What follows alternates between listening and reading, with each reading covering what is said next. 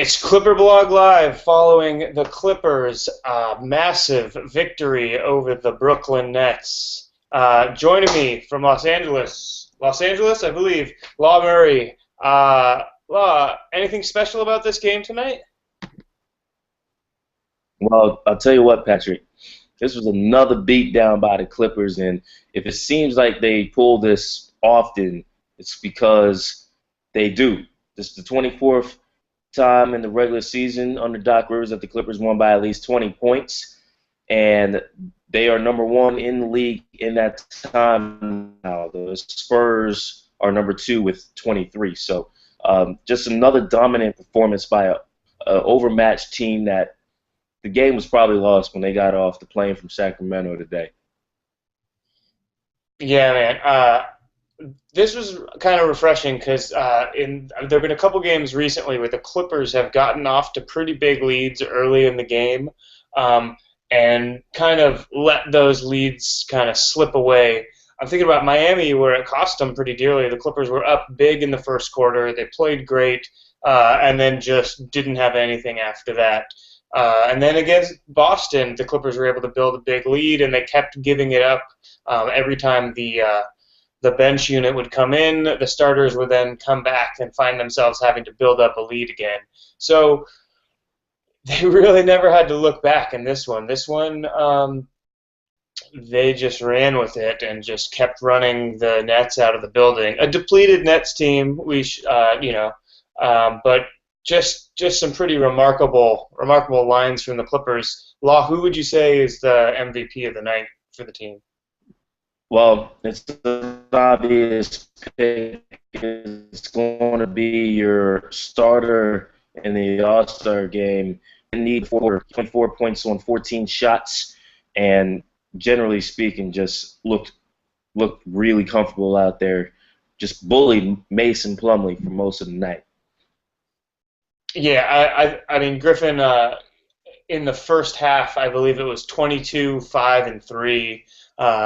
Even on plays when the defense kind of read his roll to the hoop and they kind of crowded, so he didn't have his lane was cut off. He was still able to make like that really nice pass when he almost lost his handle, when he made a little scoop along the baseline to DeAndre Jordan for the dunk. He had a really nice play when he got the rebound and then brought the ball the full length of the court, initiated a post-up, waited for the double team to come, and then kicked it out to Crawford for a three. I love seeing decisive Blake like that. It's so encouraging. It makes you feel good about the Clipper season going forward when he plays like that. Well, and the other thing that you saw is the tag team of him and DeAndre was just, I mean, I don't know if we've seen a more efficient performance by two big men. Between them, they made 18 out of 21 shots in the first three quarters. That's incredible. I mean, we're talking three misses in 21 shots from your two big men. You're probably gonna get rocked if you go out and you can't stop that. I mean, just an incredible performance. I believe that they almost outscored the Nets' entire starting lineup by themselves tonight, Griffin and Jordan.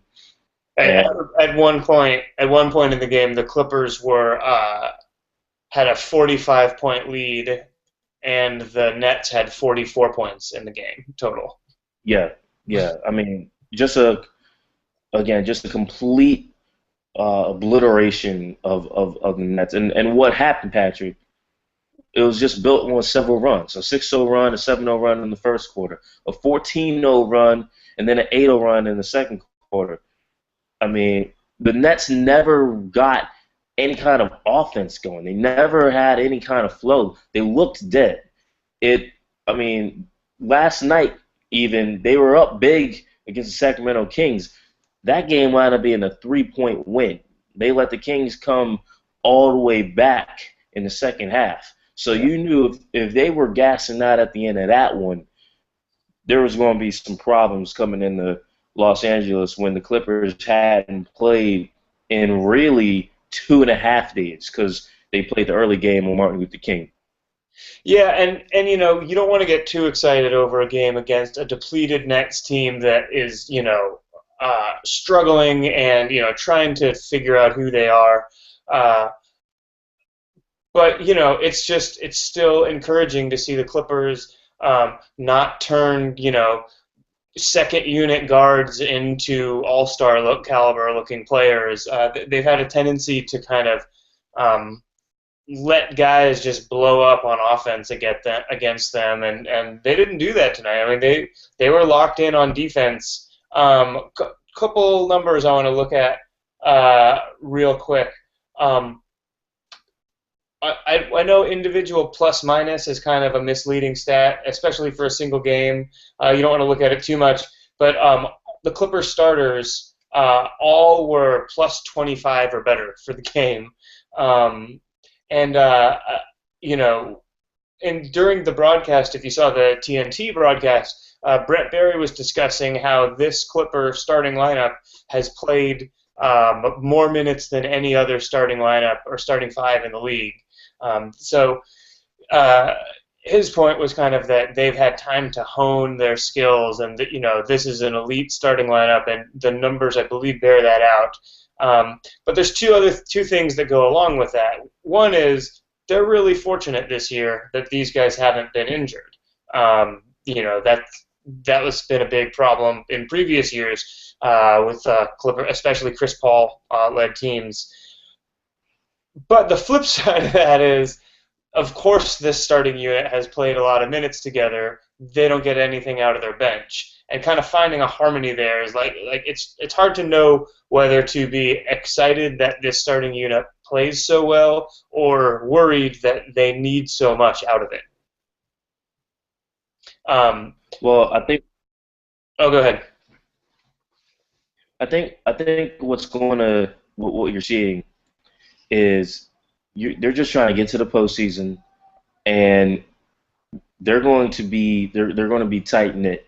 They're going to know exactly what they want to do. I mean, when you have your starting five, and you know that those guys can play really well, and you know that at least I'll say three of those guys can play significantly heavy minutes, and the two that you're not asking to play as heavy minutes, J.J. Redick and Matt Barnes, you have a six-man of the year candidate on the wing to fill at least JJ's position. Obviously, we've every damn show we've done, we talked about the dearth of this at the small forward position.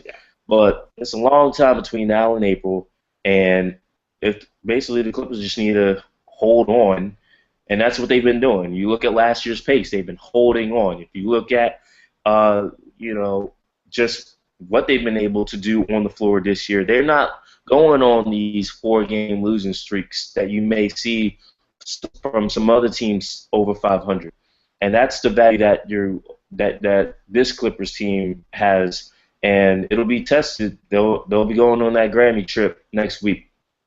Yeah, they have a really nice break in the schedule right now. They don't play again until Sunday. That game is at Phoenix, followed by a game at home on Monday the 26th against Denver, and then 2 days later is when the Grammy trip starts. This year, I would say it is looks like a pretty tough Grammy trip, um, especially because when they come home from it, it's like Houston, Spurs, Grizzlies, Rockets, Grizzlies, or something insane like that. Like they finish the Grammy trip, and then it's like a murderer's row of teams. That said, we saw what they did earlier in the year when they had to go on a seven game road trip. So maybe we'll see some of that going forward. Bringing it back to tonight, though, what was the best dunk of the night? So many. And I think that's the thing with me was before we even get into quality, the quantity was incredible. It was like a D League game out there. They mentioned in the second half, but you saw it in the first half. But of all those first half dunks, DeAndre climbing the ladder with Brook Lopez in the restricted zone, celebrating before he even comes down. I think, oh my goodness, that was incredible. I mean, that was obviously one of DeAndre's 7 field goals made tonight, but what he did there, it was just filthy. I liked how he froze in midair and didn't. He seemed to just have like a little extra fraction of a second where he hovered, and he just enough time to throw it. I really when he went into that like crazy dunking motion with his arm, I thought, this is flying off the back of the rim. This is gonna land in like the cheap seats. But I was blown away that he stuffed that in it. That was amazing. Uh, I kind of liked Blake's baseline kind of tweaked out tomahawk like that. He had the kind of Jordan-esque arm cocked way above the head, but also with like a little bit of a spin. Like I might spin, but I'm not sure if I'm going to spin. That I thought that was kind of there was a little bit of style on that one. That's like him Yeah. letting you know, like, oh, we're really running away with this. It's like the back-breaking dunk that I feel like Griffin used to have more of in previous years than he's had this season. So it's good to see more back-breaking dunks from Blake. Oh, absolutely, and that's the thing. Like, you like to see that. Yeah, this team has played a lot of minutes, the starters at least, but they look good. They don't look like they're worn down just yet. And All-Star break is coming up soon, and the road trip is coming up soon. So we'll see how they maintain their conditioning. Yeah. Quick, let's user question on the website from Alfredo Rodriguez. He says Jordan is the defensive anchor for the starting lineup. Could Austin Rivers be the defensive anchor for the bench? What do you think about that, Law? No, No, no, there's I'm with you. But uh, I did like what I saw from Rivers tonight. You gotta yeah, say, best game as a Clipper. yeah, absolutely. And the thing with Austin, and Patrick, you and I were discussing this earlier. I really am starting to warm up to the acquisition of him on the team because I don't think you're going to have any question of motivation, effort. I think that what this team will lack in bringing talent in, the focus can be on a good chemistry, a good locker room atmosphere, a good practice atmosphere. So guys like Austin, guys like Dante Jones, for as long as he may wind up being here, you're already keeping Turkoglu and Glenn Davis on the roster, two guys who have had long playoff runs with and without Doc. This is I really like how Austin played. If it's a damn shame he can't shoot to save the end of the game. 0 for 4 from the line, but there's some bounce to him, and again, like I think he's going to play focused. It was nice to see him, even though it was garbage time. Put some productive numbers up tonight. Yeah, I mean that's the thing. The Clippers need some. They need to have some blowouts just so we can see if there's anything there. Similarly, I mean, I'm still skeptical about Rivers and what kind of contribution he could make, and I'm still skeptical about like locker room and chemistry.